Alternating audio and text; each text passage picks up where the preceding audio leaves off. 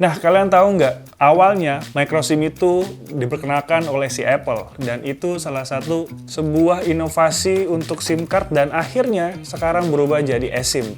Yang artinya, SIM card sekarang udah nggak ada kartu fisiknya.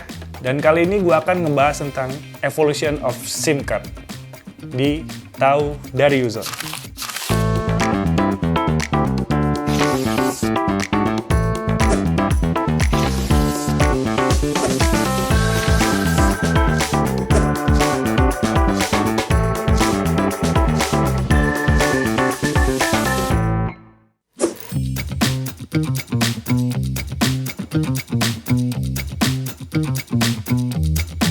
Nah, untuk pembahasan pertama, gue akan sedikit bercerita tentang sejarahnya SIM card nih.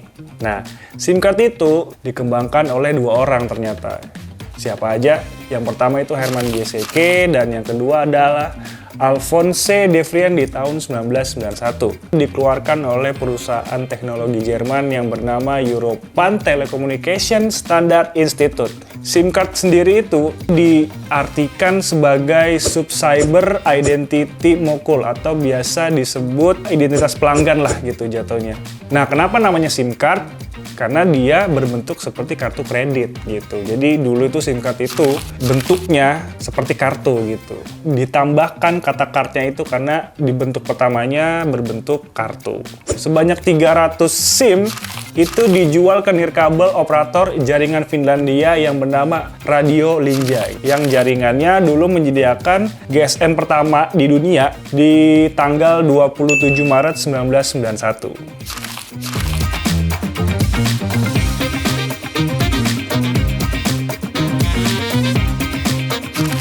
Nah, masuk ke pembahasan selanjutnya, yaitu langsung masalah bentuk SIM card itu sendiri. Jadi dari pertama awal dibuat sampai yang sekarang berubah jadi eSIM, SIM card itu sudah berevolusi selama 5 kali. Nah, generasi pertama, SIM card itu berbentuk seperti kartu kredit. Nah, SIM card ini adalah SIM card yang ukurannya paling besar di antara SIM card yang lainnya. Jadi dari awal mula dibuat tahun 1991 sampai 1996 dia berakhir dan akhirnya berevolusi menjadi bentuk yang lebih kecil lagi. Masuk ke generasi yang kedua, akhirnya SIM card berubah menjadi yang lebih kecil nih daripada generasi yang pertamanya. Dan ini bentuknya sangat signifikan lebih kecil gitu. Dan ini biasa disebut dengan mini SIM card atau biasa kita sebut SIM kartu standar. Dan apa sih perubahannya selain bentuk? Nah, sebenarnya perbedaan dari generasi yang pertama dan yang mini SIM card ini adalah kalau dulu itu satu SIM card itu untuk satu perangkat. Dan yang sekarang atau yang mini SIM card ini akhirnya bisa berpindah-pindah perangkat. Jadi kalau misalnya perangkat kalian ada yang rusak, terus kalian butuh perangkat baru, ya kalian nggak usah beli nomor lagi aja gitu. Jadi udah langsung tinggal pindahin SIM cardnya dan pindah ke SIM card yang baru. Nah, masuk ke generasi yang ketiga yaitu micro SIM card, dan ini sebenarnya dibuat untuk lebih bisa efisiensi secara bentuk dari generasi yang kedua yaitu mini SIM card. Dan kalian tahu nggak nih fakta yang menarik? Di tahun 2010 produk Apple yaitu iPhone 4 adalah smartphone yang pertama yang menggunakan micro SIM card. Habis itu disusul sama brand-brand selanjutnya nih, ada Samsung Galaxy S3, lalu ada Nokia Lumia, Sony Xperia, dan lain-lain. Masuk ke generasi yang keempat yaitu ada nano SIM card. Nah, nano SIM card ini sebenarnya diperkenalkan pertama kali itu tanggal 11 Oktober 2012. Nano SIM card adalah bentuk yang paling terkecil di antara 3 generasi sebelumnya. Jadi kalau dulu yang generasi awal sebesar kartu kredit, terus akhirnya yang pas generasi kedua masuk ke yang mini, yang ketiga masuk mikro, dan akhirnya berubah menjadi nano. Dan SIM card ini masih dipakai sampai sekarang gitu.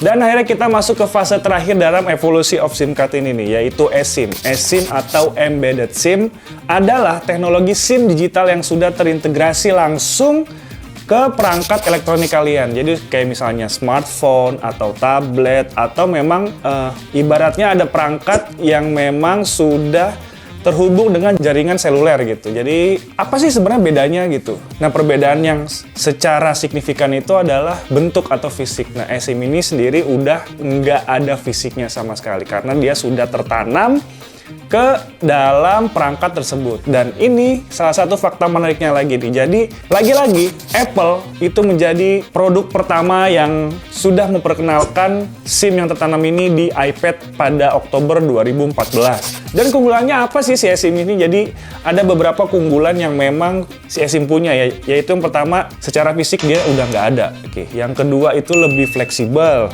Yang ketiga itu sudah multi operator, jadi artinya kalian bisa punya nomor lebih dari 3 di satu perangkat.